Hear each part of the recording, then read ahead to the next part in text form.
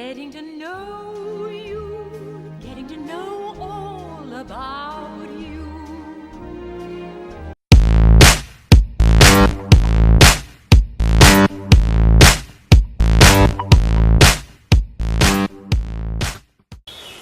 So I'm heading into York Forest for today's video. It's a little overcast. It's a little bit windy, so I'm hoping to find a nice spot that we can do today's video. But there's some really nice sounds right now. Just gonna share it with you.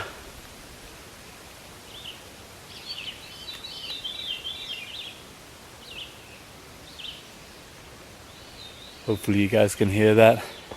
It's the wonderful nature of Canada.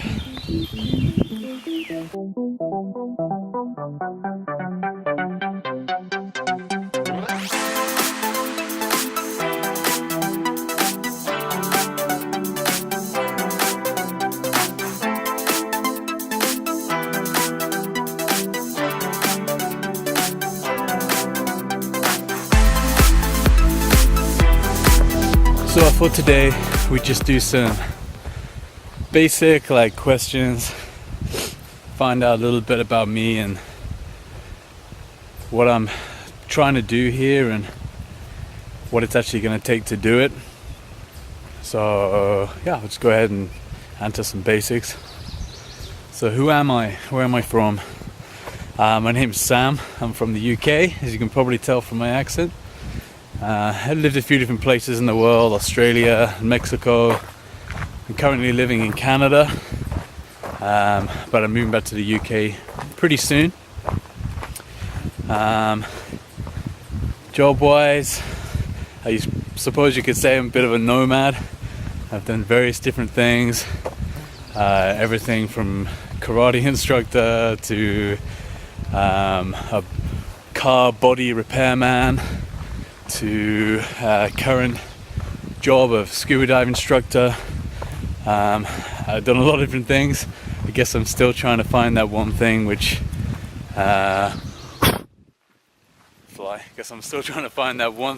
is going to be my go-to job. So yeah, that's who I am.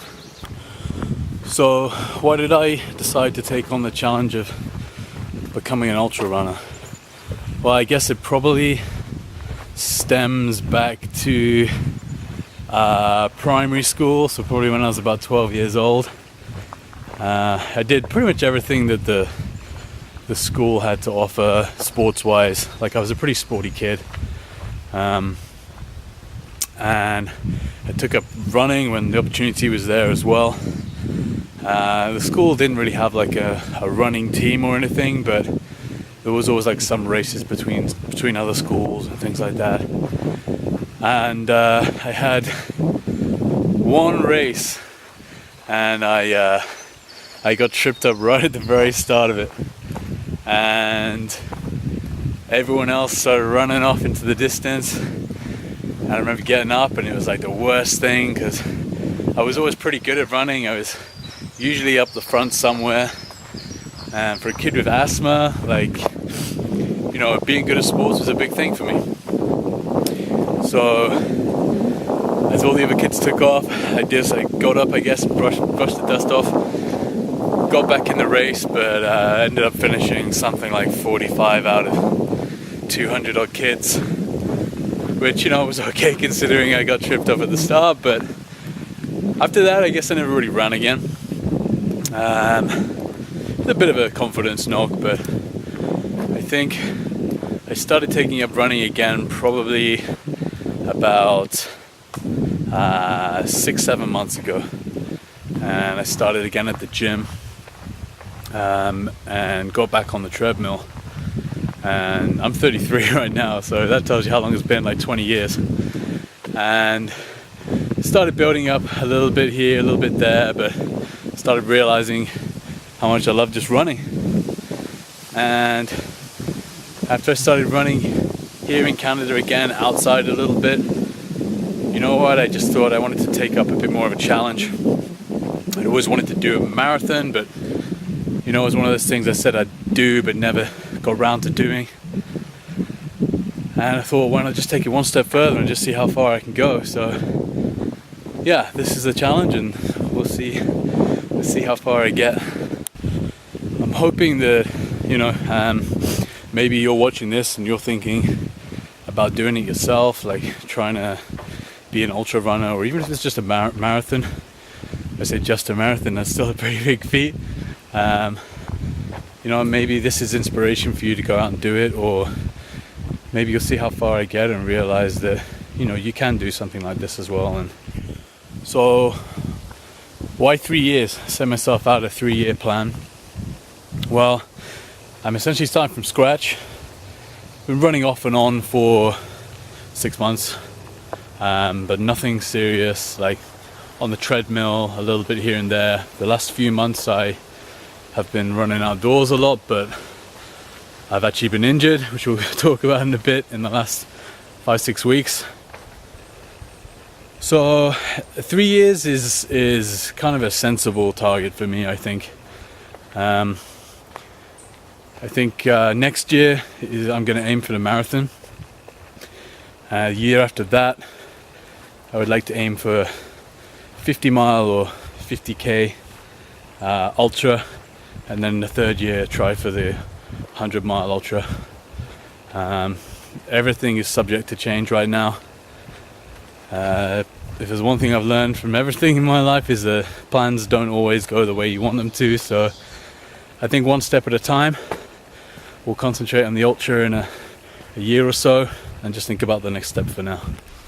So quite often people set themselves the challenge of marathon, and that is certainly one step that that is part of this plan, is to do a marathon. So people have asked, why not just stick at that? Like, why go further? And the only real answer for that is that I want to push myself and see exactly how far I can go. You know, I'm not saying marathon is easy. I don't think it certainly isn't, and it does put your body under a lot of stress. But there are a lot of people who do a marathon, and a lot less who can do ultra. Don't get me wrong, the ultra sport has boomed massively over the last years, and it's become more and more popular.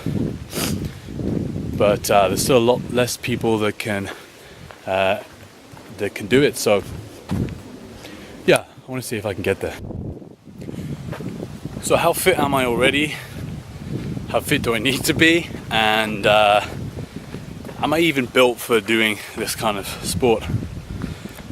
So where am I already? So, I mean, I'm not the unfittest guy in the world. I'm not saying that when I say I'm rolling off the couch to do this. I mean, I've been doing sports most of my life. As I said, I did everything that the school had to offer: basketball, football, rugby, cricket, running, whatever was going, I would do it. Then later in life, I played football after school for a few years. Did some martial arts, not too seriously, and other than that, I mean, I walk a lot, you know, I'm out and about.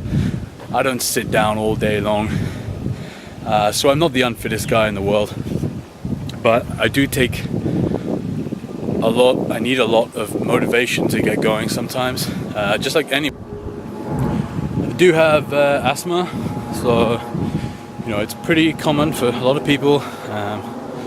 Kept under control with an inhaler.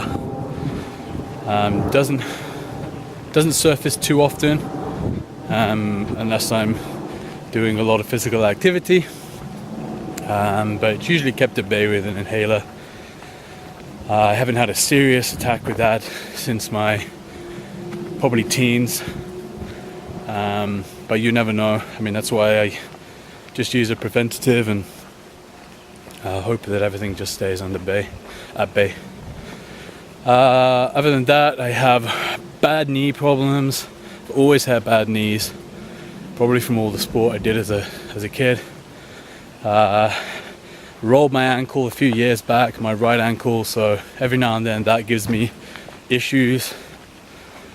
Other than that, I'm in fairly good shape. Occasional back problems, but these are the things which I think are gonna come back to bite me along the way. And if anything, these are the things which are gonna ultimately stop me from being able to do what I want to do in completing this challenge. In terms of being physically even right, like am I built to be an ultra runner?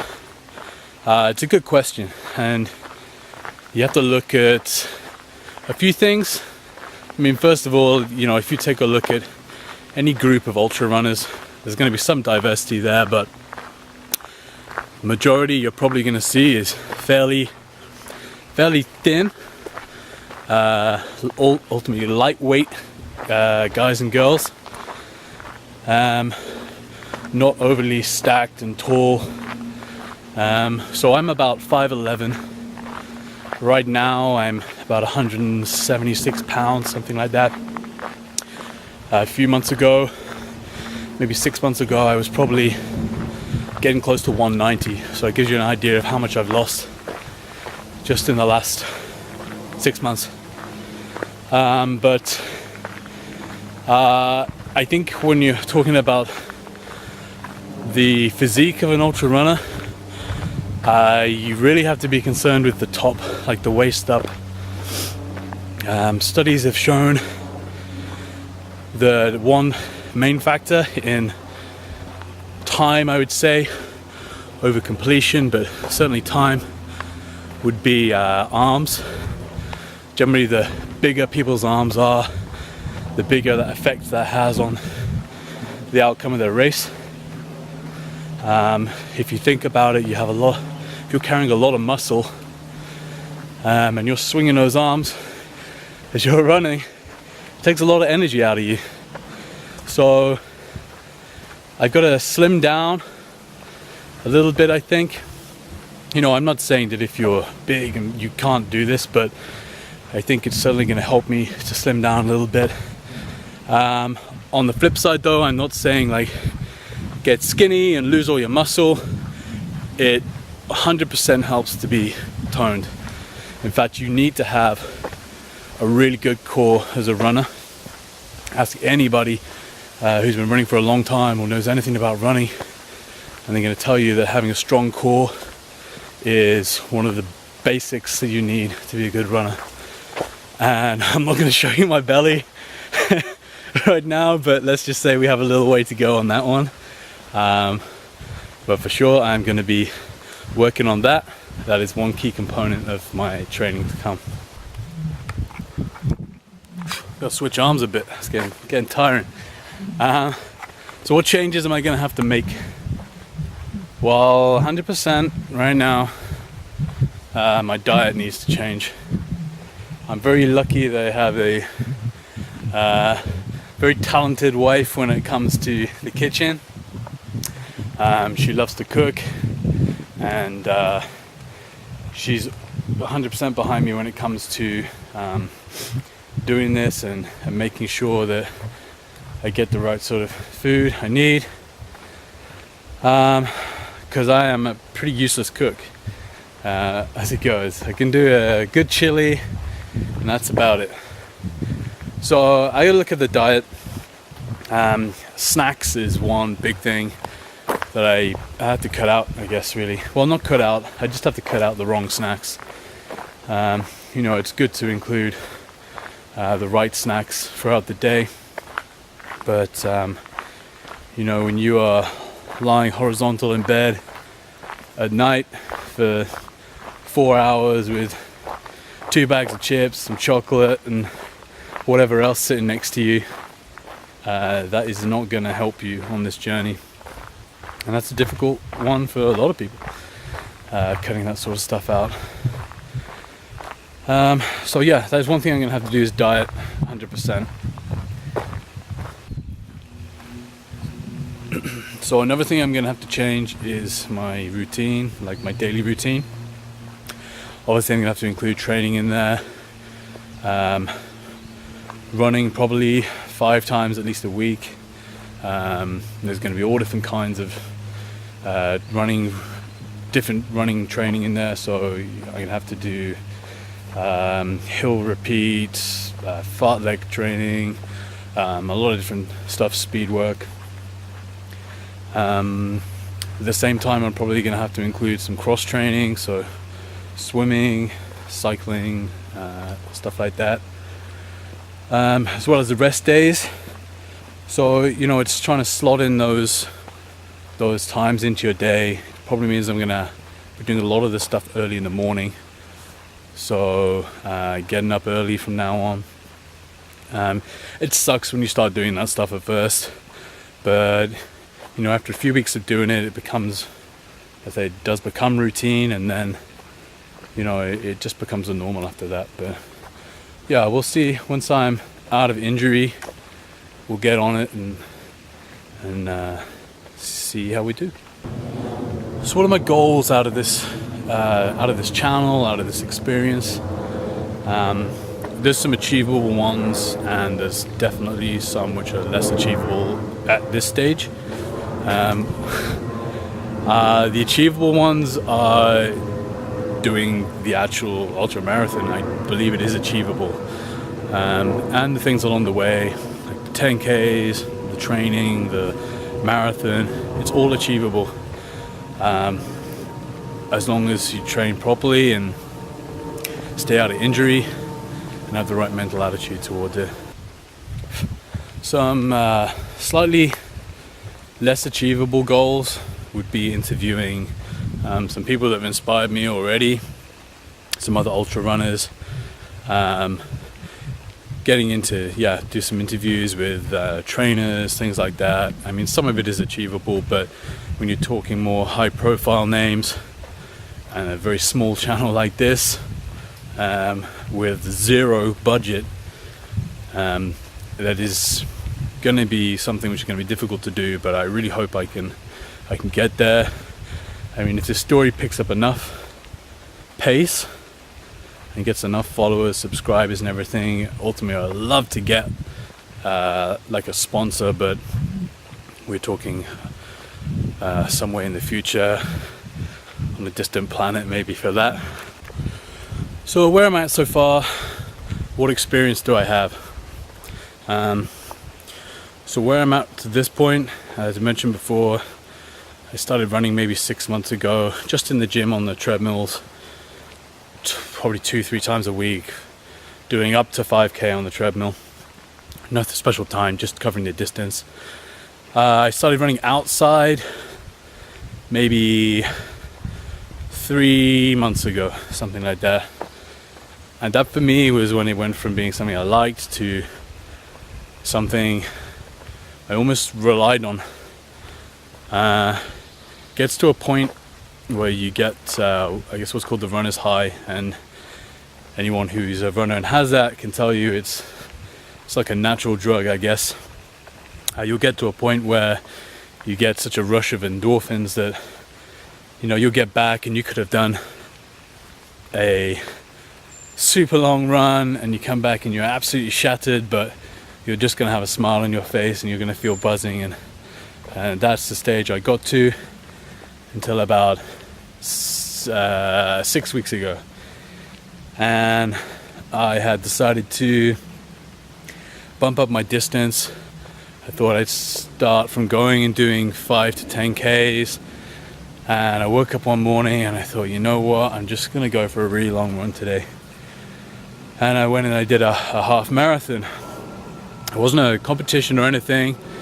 I just went for a run and I kept going, and I got back and it had been 13-14 miles, and I felt absolutely great. I think one mistake I made is my complete lack of knowledge really of all the ins and outs of running, but recovery being one of them. I stretched, but I didn't do anything to bring down inflammation. I jumped right into a hot bath, and I took a couple of days off, and it hurt, like my legs hurt, my feet hurt, and I think I ended up taking a week off, but I thought I felt okay. And I was doing some more research, and I thought, well, the shoes I'm wearing, maybe they're not going to be the best thing for doing a long distance. So I went and did plenty of what I thought was good research online, and never even considered going into a running shop speaking to anybody who had any sort of experience, and decided that I was going to get this pair of shoes, the Nike Flyknit Racer, and it was probably the worst decision I ever made. They are essentially a racing flat. There's not a lot of cushioning. There's pretty much zero cushioning to them. They felt good, they felt great, so I thought they're going to be fine. After a week of running in those, just doing like 5Ks, my feet have never hurt so much in my life. So long and short of it was that I ended up having plantar fasciitis, which I'll talk about in another video. But that has meant that I haven't been able to run in about 6 weeks. Right now I'm doing some light walking, but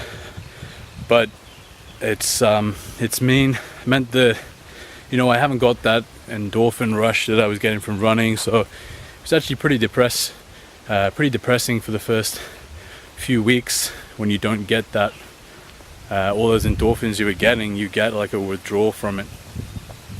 So it's been a pretty depressing 6 weeks in terms of injury, but I think we'll talk about that in another video. So we made it around Forest. Last question to answer is why do I like running so much? And that's a pretty easy one to answer. It makes me feel good. It's back to basics, relying on your 2 legs. I know that no matter what kind of day I had, whether I've had a really great day or a really bad day, I can strap on my shoes and I can go for a run, and I'm going to come back feeling great. And I believe that anybody can do the same and they can feel the same way. So yeah, next video I'm going to do is on probably injury and plantar fasciitis. So come back. But for now though, let's get out the woods.